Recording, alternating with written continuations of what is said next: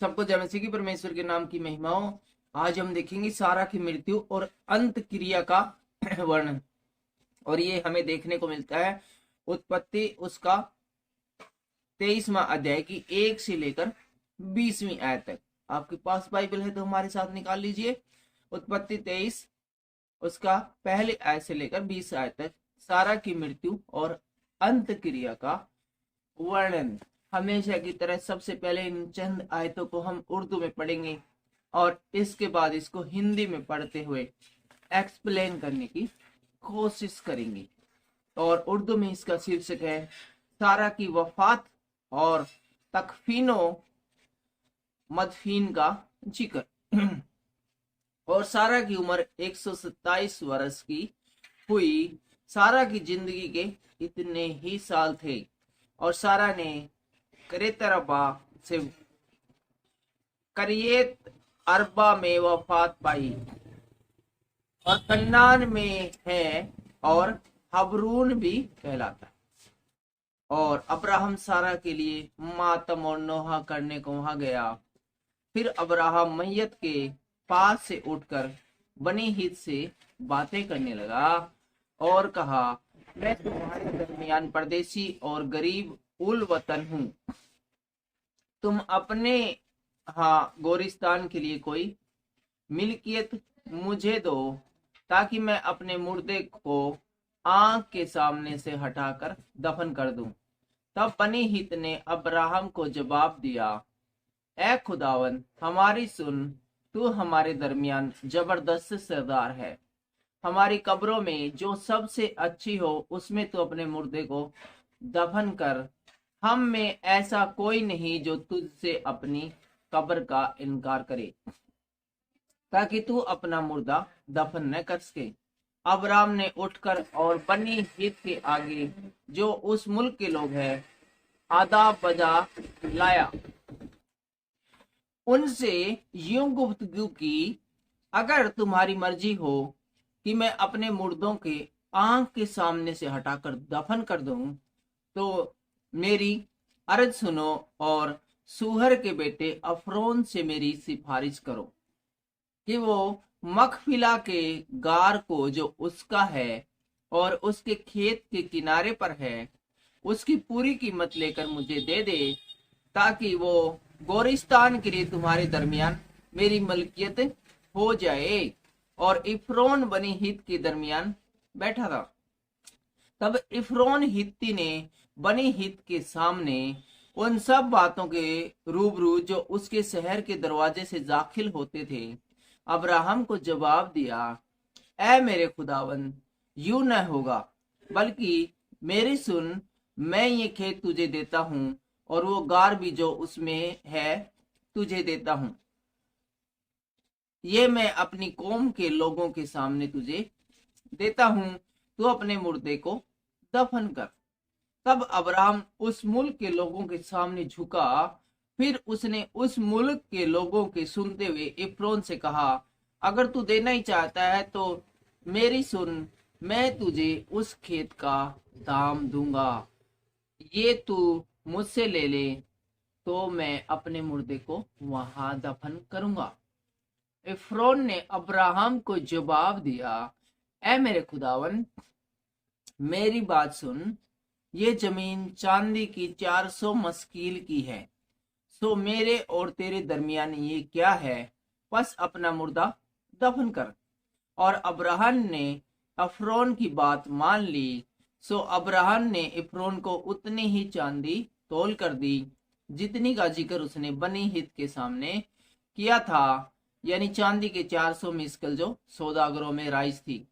सो इफ्रोन का वो खेत जो मखफिला में ममरे के सामने था और वो गार जो उसमें था, वो सब दरखत जो उस खेत में और उसके तरफ की मोहम्मद में थे, ये सब बनी हित और उस सब के रूबरू जो उसके शहर के दरवाजे से दाखिल होते थे अब्राहम की खास मलकियत करार दिए गए। इसके बाद अब्राहम ने अपनी बीवी सारा को मखबिला के खेत के गार में जो मुल्क के कन्नान में ममरे यानी हबरून के सामने है दफन किया।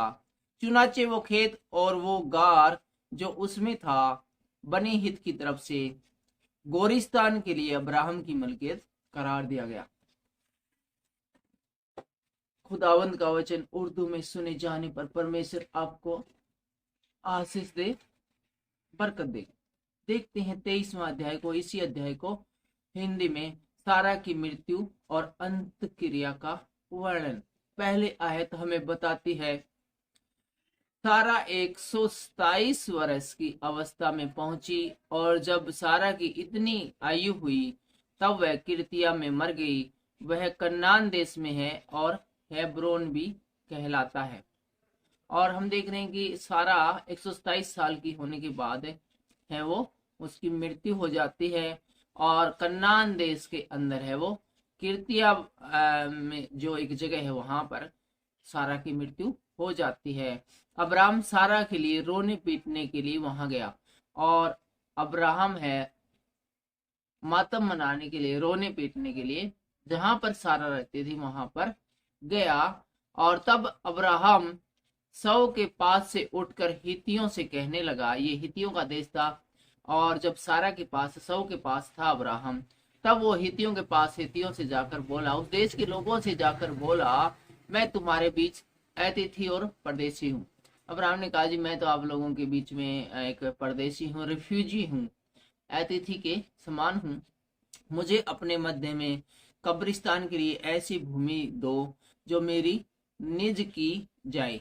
और अब्राहम बोला, जी मुझे तो अपने मुर्दे को गाड़ना है, मुझे एक थोड़ी सी ऐसी जमीन दे दो आप अपने देश में कि मैं मेरा जो मुर्दा है, मेरी जो पत्नी है, उसको मैं दफन कर सकूं।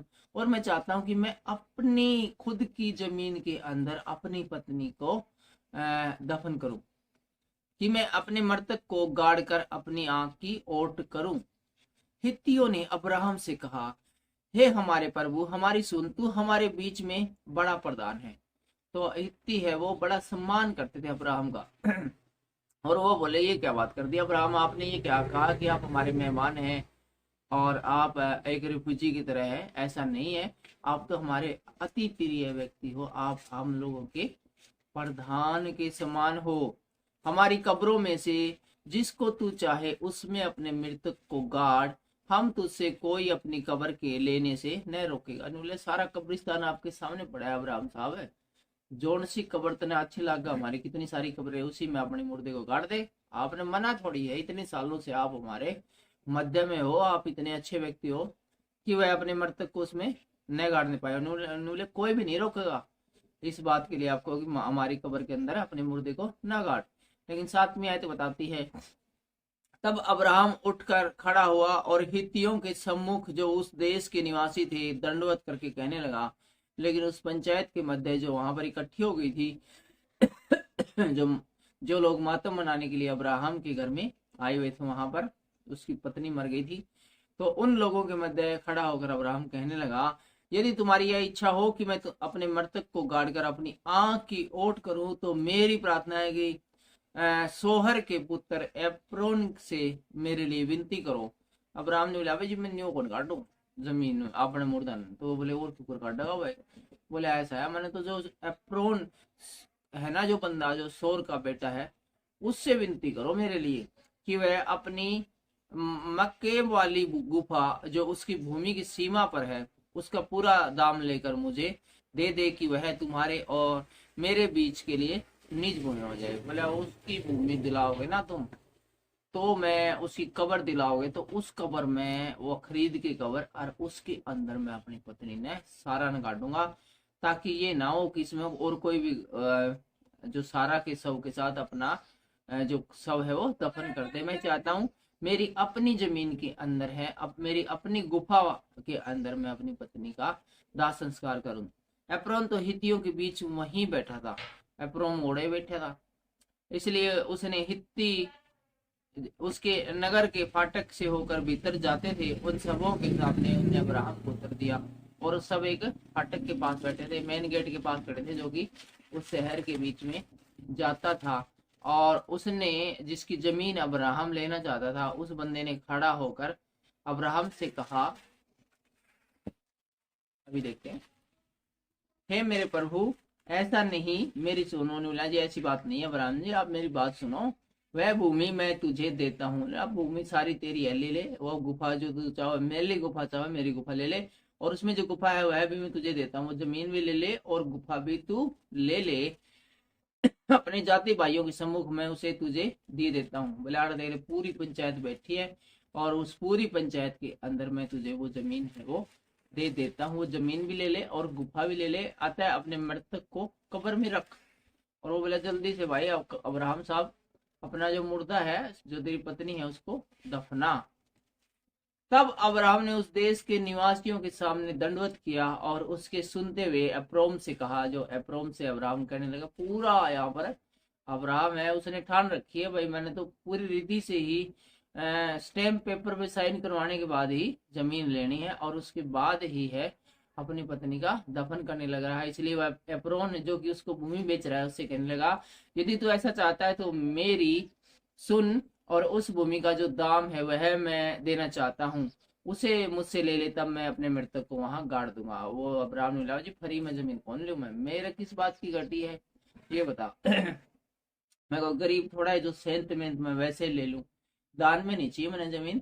आप उस जमीन का दाम बोलो, वो जाम ले लो, और फिर मैं उस जमीन को लूंगा और अपने मुर्दे को गाड़ूंगा।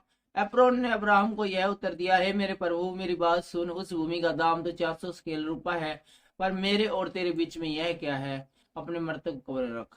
वो ने बोला, जी ऐसा है अब्राहम जी, आप पैसे देना चाहो तो वो आपकी मर्जी है, बाकी तेरे मेरे बीच में ऐसी कोई पैसे वाली बात नहीं है, अपनी लिहाज है पुरानी, अपनी यारी दोस्ती है, उठना बैठना है, आपका हम इतना सम्मान करते हैं। उसकी कीमत तो 400 डॉलर है, और लेकिन के पैसे लेने आपसे, छोड़ दो। अब्राहम ने अप्रेन की मानकर उसको उतना रुपया तोल दिया जितना उसने हित्तियों की सुनते हुए कहा था, अर्थात 400 ऐसे स्केल जो व्यापारी चलते थे।